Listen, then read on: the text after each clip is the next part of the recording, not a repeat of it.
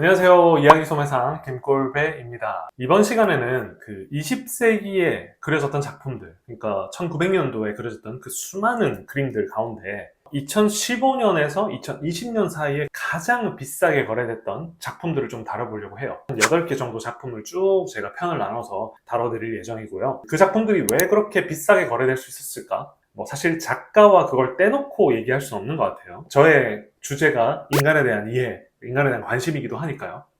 그래서 이 작품이 그렇게까지 비싸게 거래될 수밖에 없었던 그 이유를 시대적 배경과 작가의 뒷이야기들을 통해 가지고 한번 여러분들께 한번 재밌게 이 시간을 만들어 볼까 합니다. 자, 먼저 들어가기 앞서서 지금 보시는 것처럼 흔히 그 뉴스에서 어떤 작가의 그림이 몇백억에 팔렸다더라, 몇천억에 팔렸다더라 하고 하는 것들 전경을 많이 보셨을 거예요. 그죠? 지금 보시는 전경은 영국 런던의 크리스티라고 하는 경매 하우스, 뉴욕에 본사를 두고 있는 소더비라고 하는 경매 하우스, 둘 다 1700년대 중후반에 시작했던 그런 역사를 가지고 있는 곳들이에요. 그러니까 경매 하우스가 거래하는 수많은 고가의 작품들 중에서 여러분은 8가지를 한번 보실 수 있을 거고요. 본격적으로 탑 8에 대한 소개를 해볼까 합니다. 먼저 첫 번째 작품은 지금 보시는 이 크리스티 경매장에서 2018년도 전경 모습이에요. 뉴욕 크리스티에서 거래됐던 실제 모습이고 1972년도 데이비드 호크니의 작품이죠.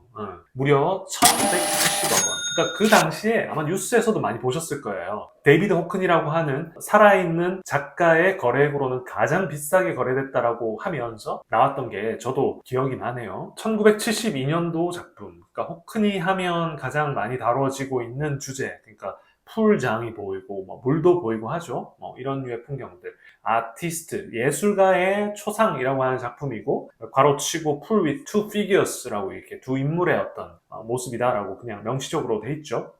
이 그림에 대한 이야기들을 본격적으로 논하기 전에 데이비드 호크니에 대한 특징은 몇 가지 많은 분들이 아시겠지만 좀 짚어드리고 싶었어요. 그러니까 현존하는 이미 지금도 굉장히 왕성한 활동을 하고 계시죠. 실제로 아이패드 가지고 막 그리는 거 전시회 갔을 때 저도 굉장히 인상적으로 느꼈던 기억이 나네요. 가장 큰 특징 하면 역시 이분이 주로 생활했던 두 지역, 그러니까 영국 런던과 캘리포니아라고 하는 이 양대 지역에서 라이프 스타일을 실제로 그림에다가 많이 옮겼던 것으로 되게 유명하시죠.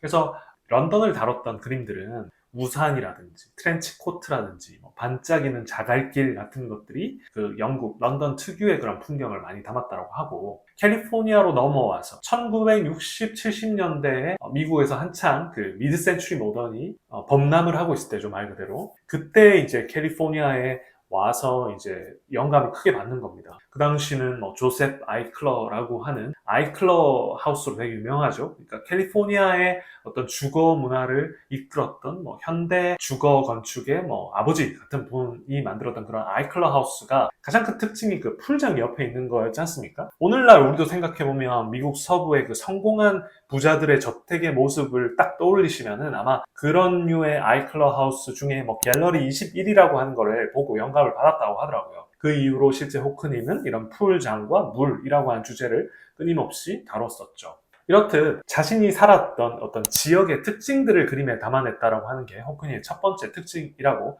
할 수 있겠네요.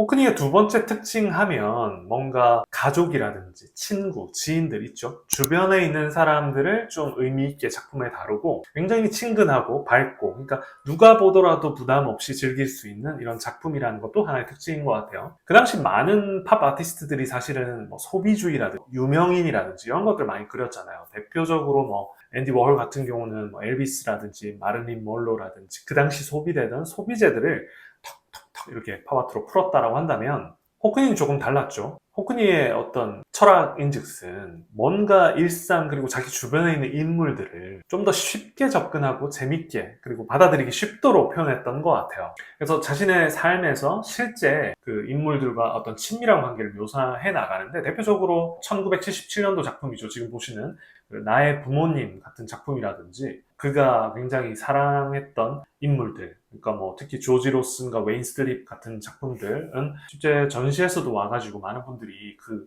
작품 앞에다가 이렇게 줄 서가지고 막 이렇게 애정하고 보셨던 기억이 새록새록 납니다. 호크니의 세 번째 특징은 끊임없이 이런 뭐랄까 실험적인 시도를 한다는 거인 것 같아요. 80년대 초만 하더라도 이미 호크니 같은 경우는 폴라로이드라든지 뭐 35mm 필름 같은 걸로 광각 렌즈가 가질 수 있는 어떤 렌즈의 한계 이런 걸 좀 극복해 보려고 무수히 많은 사진을 수백 장 약간 시간대도 달리하고 관점도 달리해가지고 이걸 이어붙이는 지금 보시는 것 같은 이런 작품들을 선보이게 되죠. 1986년도 백꽃 고속도로라고 하는 작품인데 뭐 이게 말로는 700장이 넘는 뭐 개별 사진을 이렇게 콜라주를 한 거라고 하더라고요. 그래서 뭔가 한 장의 사진보다 더 많은 이야기를 할 수 있지 않겠냐라고 하는 거를 호크니 인터뷰에서 좀 본 것 같습니다. 그래서 저도 그 전시에서 되게 인상적이었던 게 80대가 넘는 나이임에도 불구하고 아이패드로 그림을 그리시고 지금 보시는 그림과 같은 것들을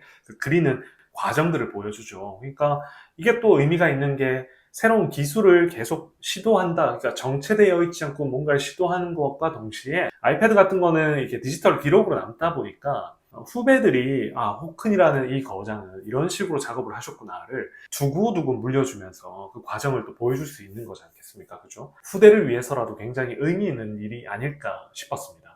자, 호크니에 대해서 이런 특징들, 가장 기본적인 특징들을 좀 언급해 드렸다고 하면 앞서 말씀드렸던 1972년도 그 당시만 해도 현존하는 작가 최고 거래액이긴 했었어요. 다음 해에 이게 깨지긴 하거든요. 경신되긴 해요. 하지만 그 당시만 해도 최고가로 거래됐던 이 작품의 숨은 이야기를 한번 파헤쳐보죠. 자, 우선 그림을 한번 봅시다. 한 인물이 우두커니 뭔가를 내려다보고 있고 자명을 해서 이렇게 그 인물을 향해서 달려오는 구도의 그림입니다. 배경은 굉장히 멋진 그 자연 풍광이 펼쳐져 있죠. 이 그림을 조금 더 풍부하게 즐기기 위해서는 인물들 간의 뒷이야기를 좀 알고 있으면 더 좋을 것 같은데요. 연도를 보시는 게 중요할 것 같아요. 그러니까 1972년도죠. 핑크색 자켓을 입고 우두커니 밑을 내려다보고 있는 이 남자. 많은 분들이 아실 겁니다. 피터 슐레진저라고 하는 호크니의 오래된 연인이자 뮤즈이기도 하고 그분 자체로도 예술가로서 활동을 왕성하게 하셨던 분이에요. 그 피터 슐레진저를 모티브로 한 이 그림이다라고 하는 것. 어떤 일이 있었던 걸까? 1972년 한 해 전에 원래 오래 이렇게 사귀고 있던 둘이 급작스럽게 헤어지게 됩니다. 그러니까 72년도는 어떻게 보면 호크니와 슐레진저가 이별의 아픔을 느끼고 있던 시기라고 할 수 있겠죠.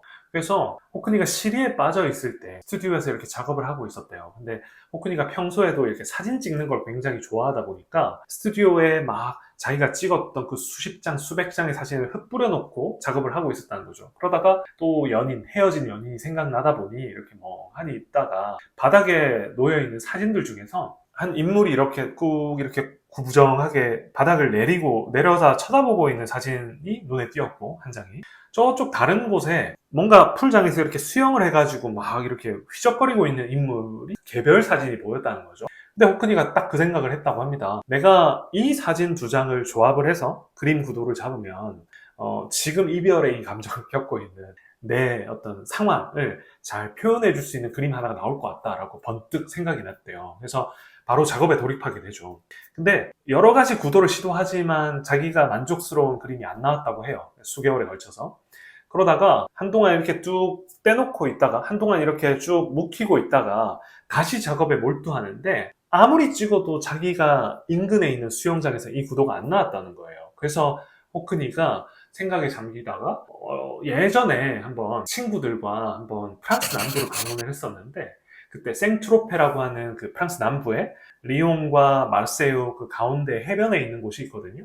지금 보시는 것 같이 되게 조용하면서도 좀 저는 이렇게 부티가 나는 그 도시라고 좀 생각이 들었는데 요 지방에 그 영화 감독이었어요 당시 토니 리차드슨이라고 하는 영화 감독의 별장에 놀러 갔던 적이 있었거든요. 그때 피터 슐레진저도 같이 갔었고 친구들 지금 보시는 것처럼 즐거운 한때를 보냈던 그 기억이 났던 거예요. 그때 수영장 구도라면 내가 원하는 이 지금 조합이 가능할 것 같아 라고 생각을 했고 달려갑니다. 달려가서 당시 호크니의 스튜디오 어시스턴트였던 모 맥더못이라고 하는 분이 그 수영의 자명 이렇게 모델을 취해가지고 이렇게 자명을 했었고 당시 젊은 사진 작가였던 조 세인트 클레어라고 하는 분이 이걸 촬영을 해요. 그리고 전체적으로 이렇게 서 있는 지금 모습과 같은 것들을 호크니가 직접 막 수백 장을 가지고 런던 스튜디오로 돌아오죠. 그러고 나서는 오늘의 주인공인 피터 슐레진저의 모델을 촬영하는 게 필요했어요. 그러자 이제 비록 헤어지긴 했으나 호크니는 피터 슐레진저를